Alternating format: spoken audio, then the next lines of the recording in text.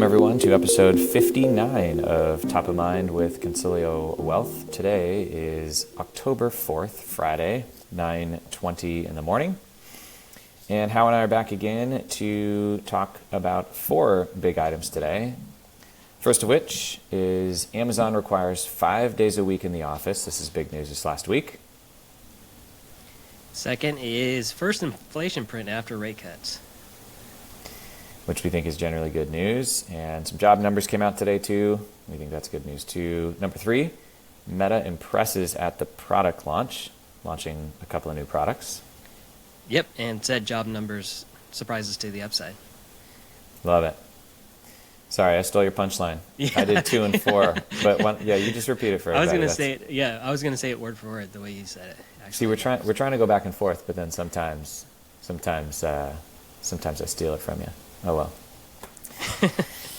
I'm recording from the road today, so my audio might not be as good, and my video might not be as good. We've got a small house project that turned into a sort of a large house project, and some very quick work, and so we're wrapping that up this week, hopefully mostly tomorrow, actually.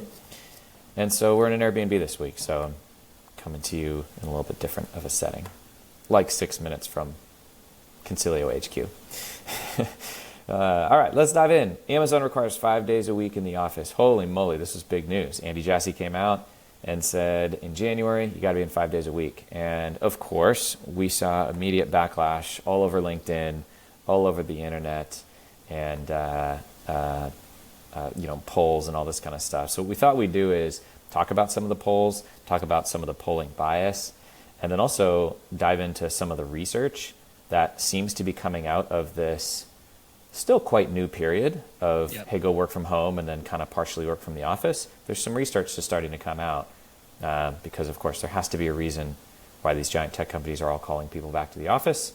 They study their people probably more than anybody else. So they have to have a good reason other than we have rent to pay, so we'd like to have you in the office. Hao, let me hand it over to you.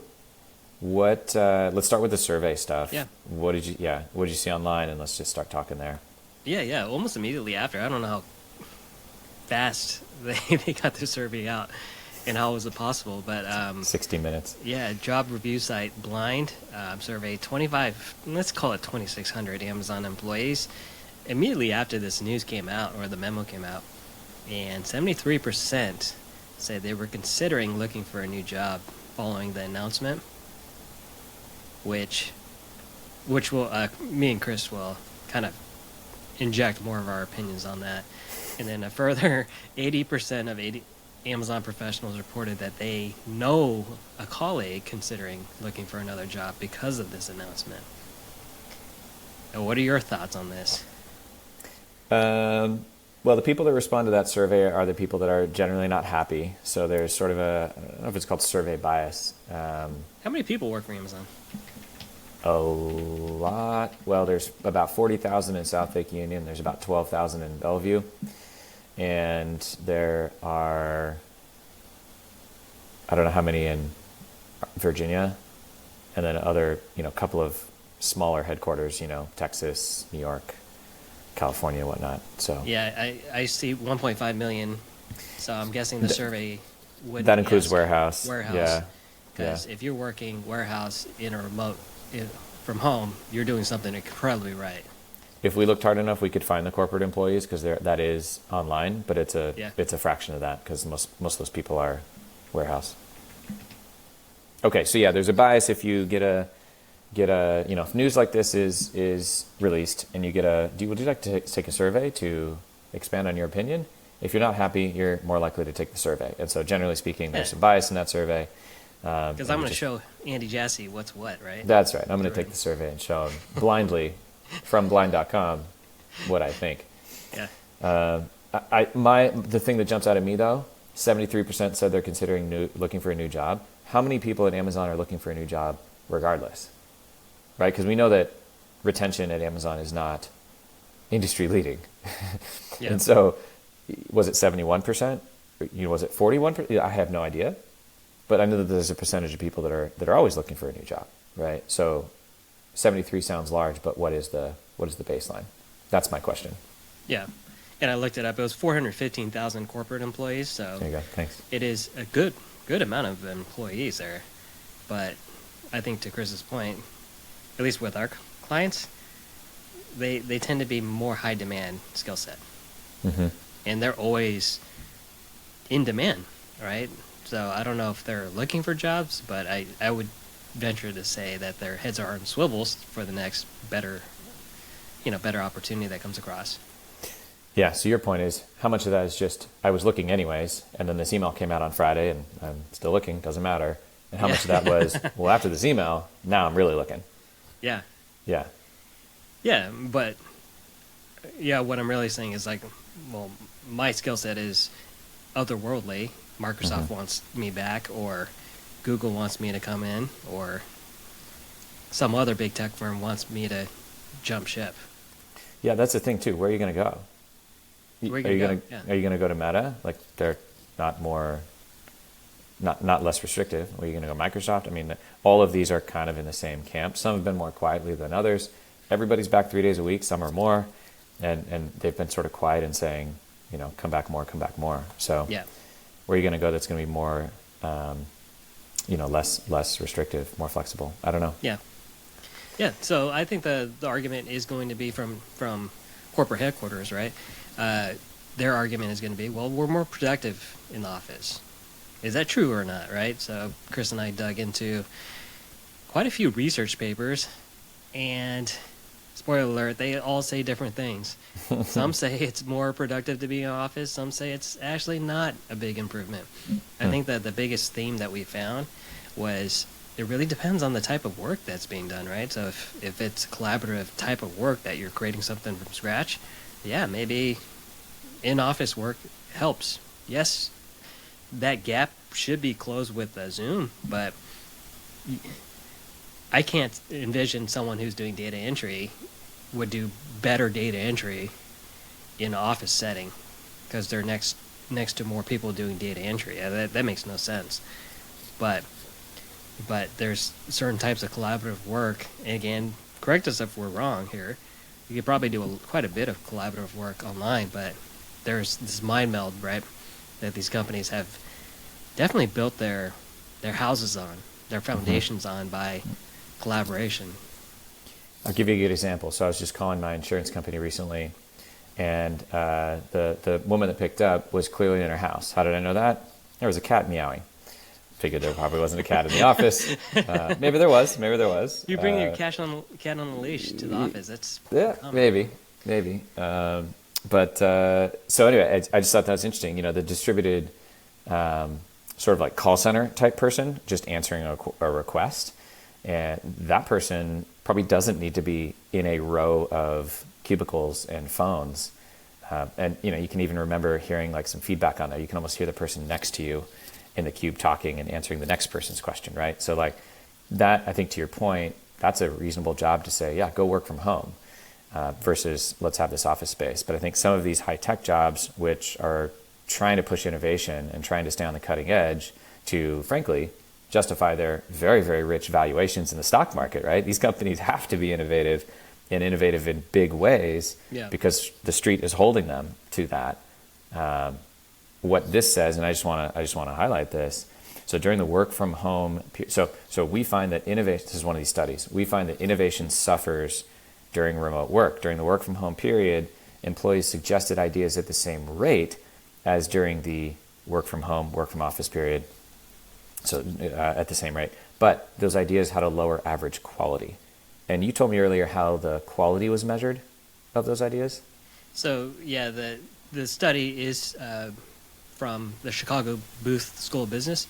It was 48,000 employees, so they measured the amount of ideas submitted, and then of those ideas, how many were actually implemented. I see. So that's number of ideas and then implementation. So they mark it off as quality as if an idea went from, an idea to actual put to use. Interesting. That's a sign of quality. Could be two things, right? It could be the muster to get the idea over the finish line, or because it kind of takes, it takes two people to jump together. it could be the quality isn't as good, right? Yeah. Harder to discuss ideas in detail on Zoom and read body language. I don't know. Yeah, and this paper did measure a ton of people, and I think what it's saying is the number of ideas that come through, the quantity definitely was there, but the quality, the implementation of the ideas had a significant drop off during the remote phase. By analyzing Office swipe-in data from the hybrid work phase, we find that innovation drops particularly sharply in teams with high variation in Office presence compared to teams that are less scattered. Innovation often occurs through random, spontaneous water cooler interactions between employees. And such productive accidents are less likely to occur when all employees work from home, requiring firms to provide substitute channels where innovation can happen, virtual coffee rooms, etc. One question is whether virtual communication is equally conducive to the generation of new ideas as face-to-face communications. Super interesting. Okay, so you said there's a few different studies that say different things. That one is sort of saying pro, get back in the office. What do some of the other ones say? Yeah. So all these are white papers from SSRN, so they are peer-reviewed. This next one is work from home and employee team performance, evidence from sales-side analyst industry. So we went from innovation to more of a finance, our world, Chris. This is from the New York University School of Business. This next one says, many firms such as like NVIDIA and Airbnb are sticking to work from home, which is kind of surprising me about NVIDIA. I guess it doesn't. A lot of others, such as Amazon and Disney, are implementing or have considered implementing return to office. And this paper was published in 2023, so it called Amazon did go through with their plan over a year later. So it's not some. It proves that Amazon didn't make this snap decision, right? So they must have been studying internal data or something else that Chris and I will get to, which is definitely opinion based. But there's something that pushed Amazon over the finish line here. Numerous company top managers argue that working from home reduces employee productivity and hurts firm performance and values. A large number of employees oppose this viewpoint, unsurprisingly, right? And argue that the elimination of arduous commutes and enhanced flexibility contribute to higher work efficiency. Many experts believe that managers use this is kind of like the tweener one. Use return to office mandates to retain control over employees and blame employees as a scapegoat for bad firm performance. Disney, easy to point to, right? Disney, in terms of stock price and just general unhappiness with Disney's offerings, right? Go to a Disney park. What are you going to complain about? How expensive the place is. Or I'll never go. Yeah. I'll never know. We had to leave the country to go save money for a Disney visit. Probably all in. You were still cheaper though. Yeah.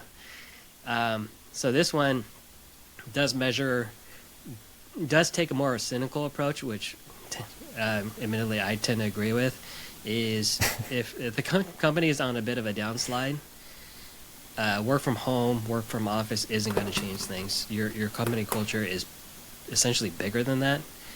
And the type of work is probably bigger than that. I think that's those two bigger factors than the first paper, where it's like, well, the accidental mind melds of, those coffee meetings.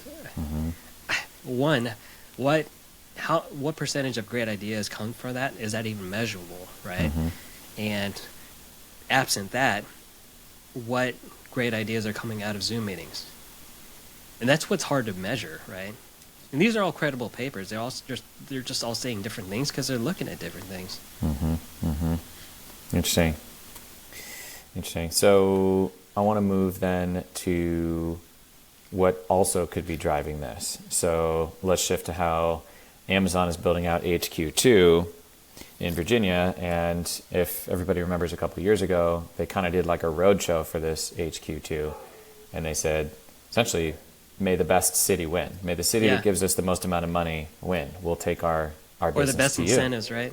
Best incentives win, yeah. And so Arlington, Virginia has piled in a lot. Looks like Amazon is seeking up to $750 million in subsidies from Virginia for its new headquarters. That's contingent on having a certain number of jobs that are high paying by 2030. So it's 25,000 new jobs by 2030. And the deal includes that the average salary of those jobs has to be $150,000. These are high paying jobs. And Amazon will get $22,000 for every full-time job with that average salary of $150,000, which is a ton. So do you think this kind of incentive and the potential of not meeting this has anything to do with Amazon saying, come on back?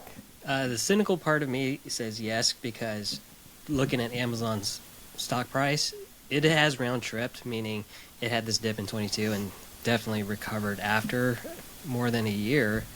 It's not Disney, though. Disney's been on this secular downtrend, right? Amazon, from an outsider's point of view, an investor's point of view, is a much better run company. So I think, from my cynical point of view, is someone in Virginia who most likely was involved with this handshake deal about subsidizing HQ2 called up Andy Jassy and said, hey, we're giving all these incentives. We won the right to this business. We were expecting 25,000 new jobs, at least people coming into the office. And for example, we're seeing 5,000 people consistently come to the office. How do we create economic activity for 25,000 people, high-paying people, when only a fraction of them are showing up to the office? And how many actually live in the Arlington area, contributing to the local economy? And how many actually live in the state of Virginia, contributing to the state of Virginia's economy? And you, Amazon, what are you doing to get these people to help spur our local economy? Because we have a handshake deal. We paid for this. Yeah. Right? Whether a city has a right to do that, I think, one, you never do that with taxpayer dollars. It's kind of like funding a stadium, right? It's kind of enriching someone else's pocketbooks. But from like a city planner point of view, that's who I'd be calling. Is like, well, we've set up this deal, and we're not getting any economic benefit, or we're getting a fraction of the economic benefit that was promised. I'm sure there's some sort of a contract on the line, and I don't know what it is, but I bet there were certain thresholds. Like if you get to 10,000 employees, this much is released, and 12 and 15 and so on, something like that. So I'm sure it wasn't $25,000 all or nothing. I'm sure they had some, because Amazon can't. In fact, Amazon might have even had a clause in there to extend, right? What if an economic recession happens and they can't hit it by that date due to whatever? I would hope so, yeah. Yeah, and now are they saying like, okay, we're going to reload people from South Lake Union to Virginia, go. I think there's a conflict there, and so I think that there has to be something in there that Amazon's working diligently with Arlington. Yeah. Maybe I'm just assuming too much, but that would be my guess. Okay, so let me counterpoint you. Because your cynic is saying, yes, we need to be back in here because of all these points that you've made. Counterpoint. Amazon is held to a super high bar. If they're noticing that innovation is coming down, that's a problem. They got to get innovation back up because they have to be an innovative company. They have to make big bets and get them right. Amazon has to get into things like healthcare and grocery. They can't say, oh, let's get into, I don't know, insert small industry, I don't know, some niche industry that's too small, because they have to be dominant.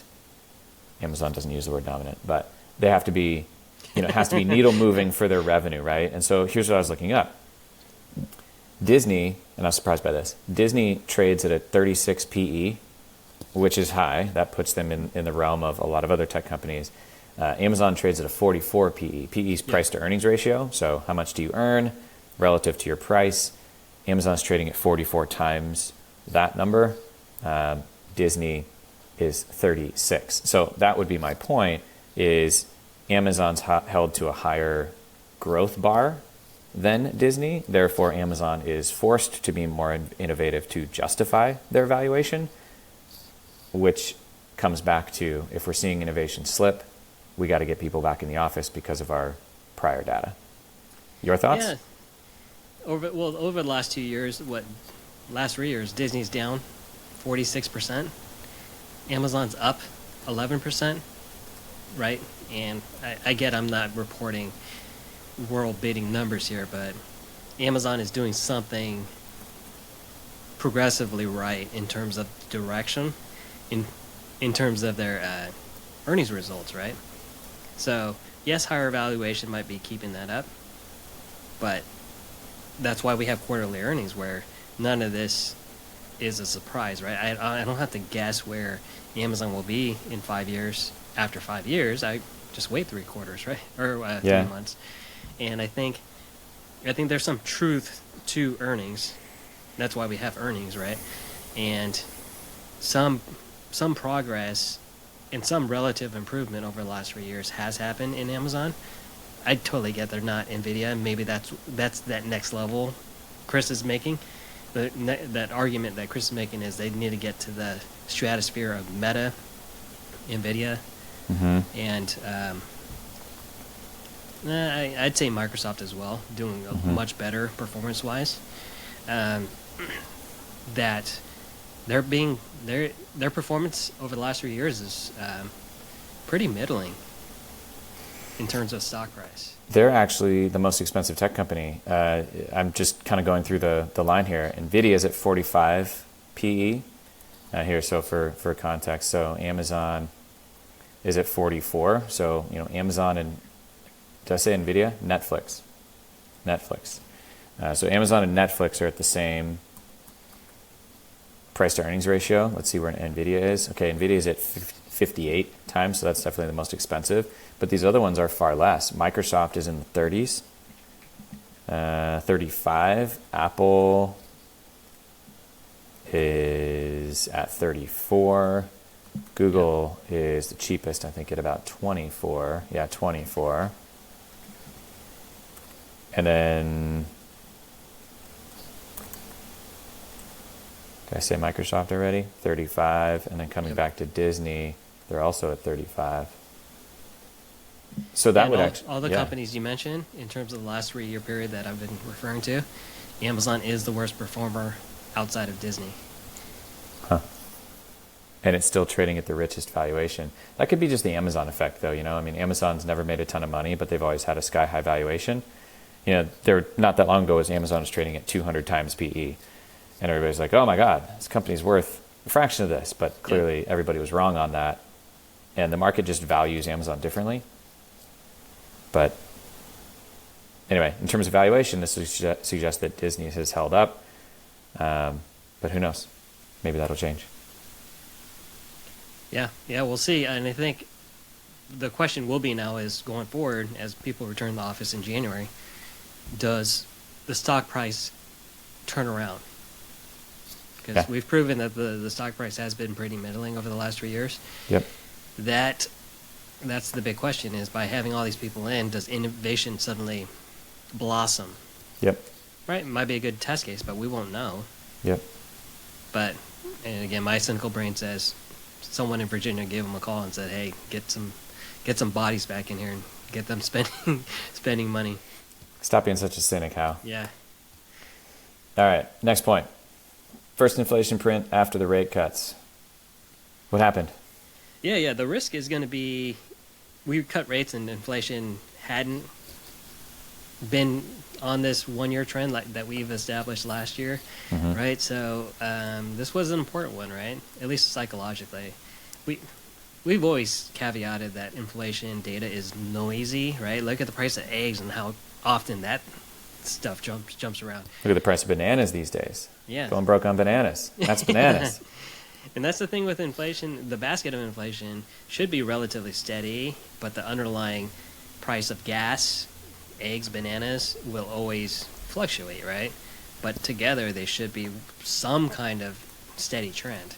And yeah, we got it. Inflation came in at 2.2% for headline, and then that's down from 2.5% from Now, this is weirdly written. Let me start over. The 12-month inflation rate is 2.2%. That was August reporting, so down from 2.5% from the year before. Does that make sense? Yeah. So yeah. significant drop. Yeah. The core inflation actually was at 2.7%. So when I'm talking about core, I strip out food and gas, because those things will move regardless what rates are, right? The egg price goes up because of avian flu, bird flu, whatever the sounds right. flu birds get. The flu birds. You strip that out. Whatever the flu birds get. Core inflation was 2.7, which is actually a small uptick from the month before.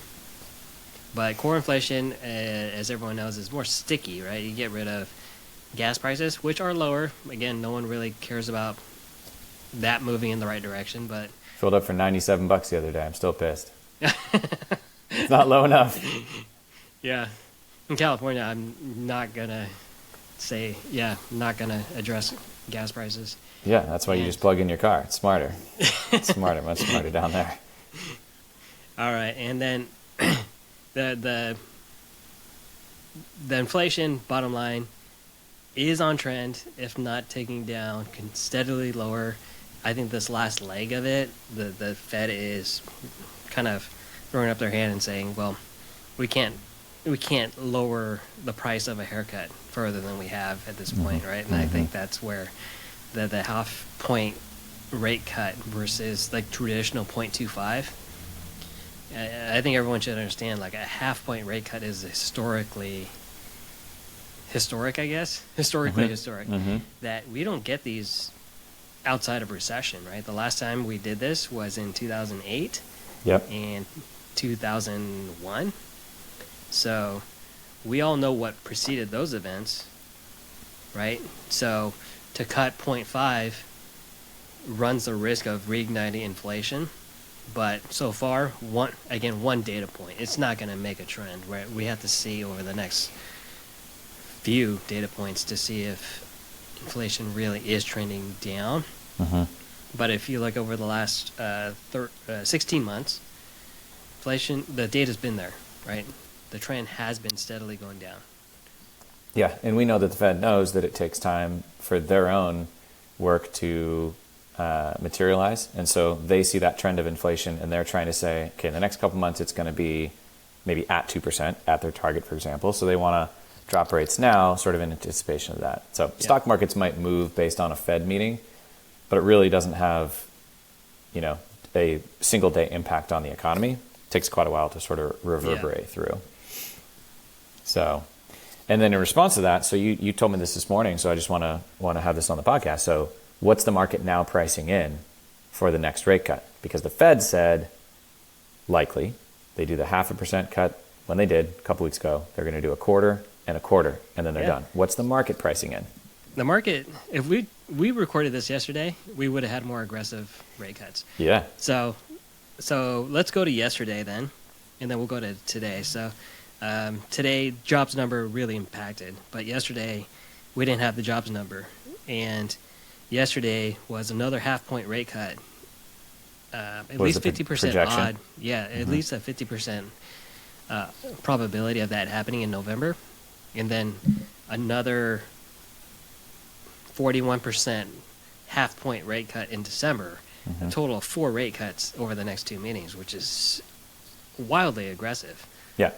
Right. So after today, the rate cut for a double in November went from 50% odds to 9% odds. So it shifted all the way back to a traditional 0.25 cut, which, again, another 0.5 point rate cut probably never should have been priced in the first place.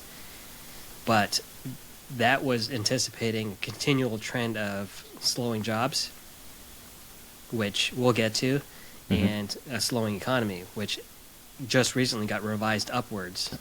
So the economy is going strong. Again, we're looking at the numbers. People have their own opinion about how their own lives are going, but nationwide things are going pretty good. I'm still with that lone Fed chair that said, go a quarter, not a half. There's one person that bucked the trend. Yeah. And then, of course, they interviewed her, and she said why. But I'm still with her. So I'm glad to see that the market's pricing in what I think is more realistic, because the market this entire time, meaning the last, 12 months, the market's been way ahead of the Fed. Yeah. Way ahead of the Fed. So Yeah. hopefully those two can start talking and being a little nicer to each other. Be a little more realistic with each other, I guess. Yeah.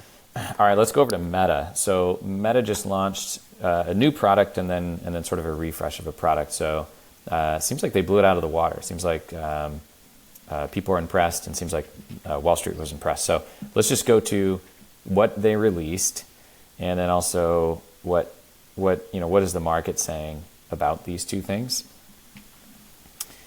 So they released two things. They released the Meta Quest 3, which is their headset that kind of looks like something out of a space movie. Something Star Trek, my kids you think? love using.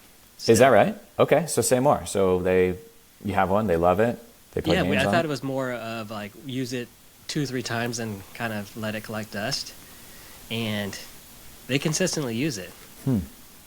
My son uses the job simulator, which I don't know why. It's you put your headset on and you're at an office desk and you're doing little work.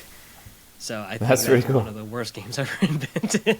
But Is that what you do after work too? You go on there and do a simulated you job. do a simulated job? Yeah, so he'll drink coffee and type away and file things. I'm like, you are just really setting it. He's 5 years old for everyone's reference, but that's great. He's just setting himself up for a lifetime of pain. We have an internship, so we hire 5-year-olds. I think he'd be great. Yeah. My other daughter plays a bevy of games, but yeah, you've seen on the commercial where you hit the blocks with the laser sword. So they've gotten something that, for our family at least, gone past the initial, cool phase, and then let it collect dust. So there's actual use cases for our family. And do they get dizzy wearing it? No. Do you get dizzy wearing it? I don't, no. Okay. Because it's a high percentage of people. I'm totally going to misquote this, but it's like, I don't know, 30% of people or something. Oh. They get dizzy wearing it. It's a high, I'm sure we can Google that, but that's the biggest downfall here, is it's said to replace what we're staring at right now, computer screens. And it's like, well, not if a third of people fall over and get dizzy wearing it. Oh, really? It's a lot. And I'm totally misquoting that. I'm sure I'll get an email. How many people get dizzy when wearing Meta Quest?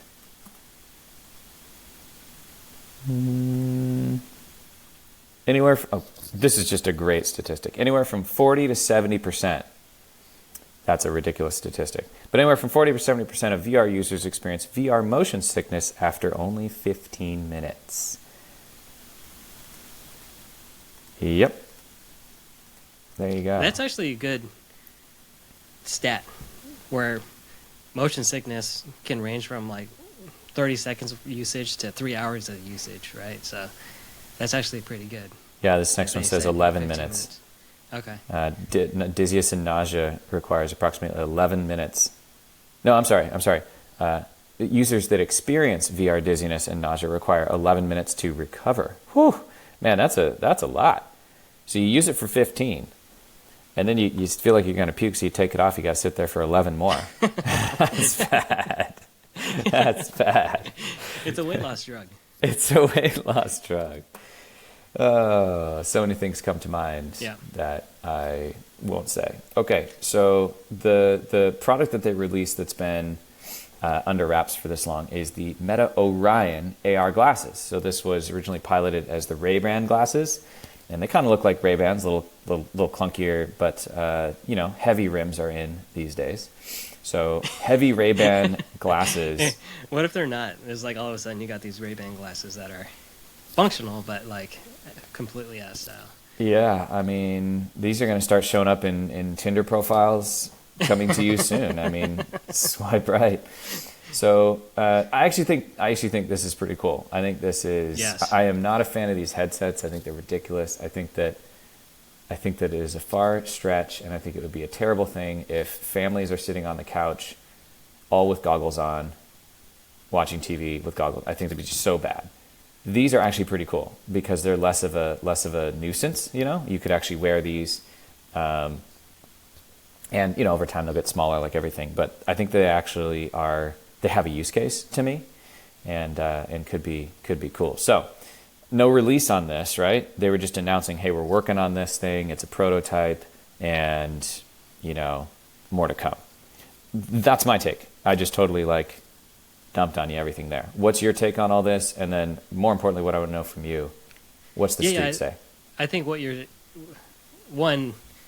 a couple things, but you're right about the isolation of a VR because you're closed off to the real world, right? Because it's on your face and all your senses are focused on the VR image. This kind of breaks that down and allows the real world to come into you, or at least still be present to you. So in terms of entire family using this, I could guess that's pretty expensive, but because I think the manufacturing these was like $10,000 per pair, right? Well, so that will come down as mass production comes in. But let's say it does become as expensive as the Quest 3, which is $300. That's still pretty expensive for a family of four. Like, would you get your kids glasses? I don't know. We saw some cool things. Is it FSA reimbursable? Yeah, I don't know. But I saw this cool thing where you can connect to your Windows through your glasses, your Windows desktop through your glasses, and then make that your desktop suddenly portable. I don't know how functional that is, but we see all these memes about people using the Apple goggles in public, and they're just typing. Jumping out of their Cybertrucks. Yeah, they've shipped less than 1 million units at this point, and that really they went public on that. Yeah, it looks like they haven't revealed sales reports, but everyone's estimating less than 1 million units. You know what's wild? Typical Apple, right? They charge 10 times more than everybody else because isn't it like $3,500? Yeah. Vision Pro, yeah, and the Meta Quest, which I cannot speak intelligently about what the differences are, and what the use cases are, but at $300, I think the ultimate power move here is if somebody can create another product that sells with Apple margins. That's not Apple, because Apple, their iPhones are like the most profitable physical product that's ever been created. They make tons of money on it. If Meta can create these glasses and they can actually maintain like Apple does, $999, $1199, $1299, and it's a pair of glasses that's trying to replace your phone and your computer. In theory, I'm staring at my Lenovo X1, which is what, $2,200. You're actually undercutting my laptop. Yeah. So the market, to me, if you can be good enough and you can get the price point high enough via kind of the Apple magic, people pay $1,200 for a pair of glasses. That's glasses and everything else. Yeah. No question. And I think that's what Zuckerberg said was something about replacing the desktop. Mm-hmm. And I think it could be a step closer. It's still very new, and it's exciting. And I think the last big segment was the AI that speaks, where you could set a picture of yourself, and let's say I'm in Brazil and I don't speak Portuguese, and I need to communicate with someone. The picture of myself, if I give it a prompt in English, the picture of myself will respond in Portuguese to whoever I'm talking to. That way I don't need a tour guide or a translator. All of a sudden my face is suddenly speaking Portuguese to someone in Brazil. I think that's your face is speaking Portuguese? Yeah. Because you're reading it? So your face is set as a picture, and the AI will move your mouth for you, but the AI will... I'm sorry, what? So the AI... So this is a translation app if you break it all down, right? Okay. It's just a translation. But the AI uses your face to speak in another language. So I'm using the AI to prompt in English, and then it translates it to Portuguese via a speaker, and it will just be like a speaker. Speaker and the video. But a video just on the glasses? No, on the phone. You just turn your phone around. And okay. And say, whoever you're talking to, suddenly they're looking at a picture of you speaking to them in Portuguese. I know it's like a dressed up chat GPT, but like I thought that was a very cool demo. Maybe the learning of languages is going to plummet because of technology. So many, pros of technology, but then so many cons as well. That's interesting. That's interesting. Well, I'm excited to see more as it comes out. I think this was obviously their first big release. They're probably a couple years away from actually releasing this, but I think this is an exciting product. And you and I have said before. Well, I've said before. I mean, look at the iPhone innovation in the last couple of years. Nothing. Yeah.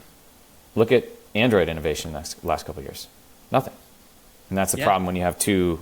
It's a duopoly, right? And so we can't really innovate. So this, to me, this is the first product that's actually come out of one of these big tech companies in a long time versus just like a bunch of innovation. And that to me is exciting.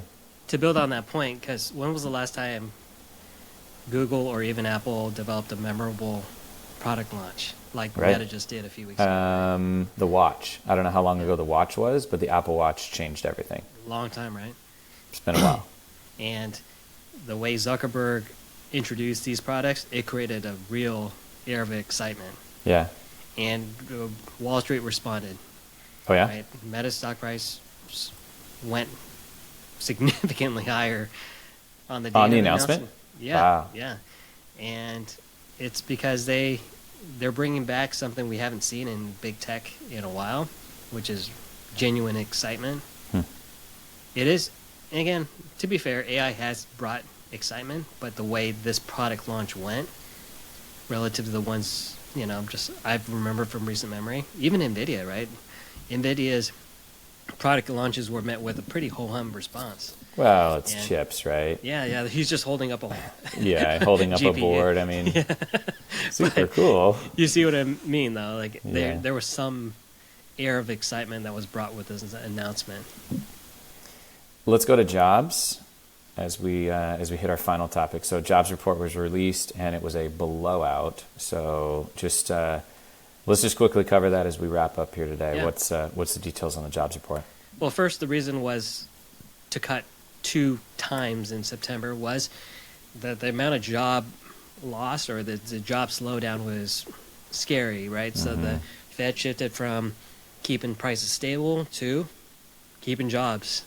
And I think, like inflation, jobs data is pretty noisy and it's pretty seasonal as well.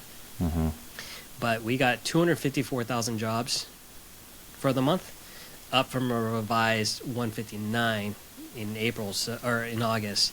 So that's just a very big jump in. Wait, it was a revision? Jobs. This was a non-farm payroll.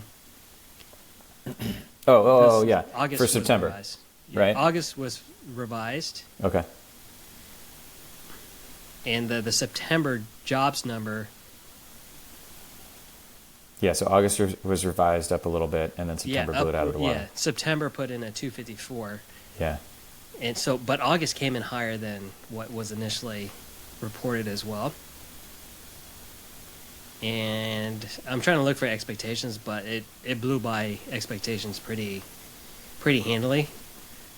So the Fed's dual mandate of steady job employment or low unemployment, right? Anything below 5% is full unemployment, and steady prices.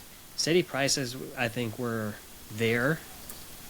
It's the jobs that we're worried about.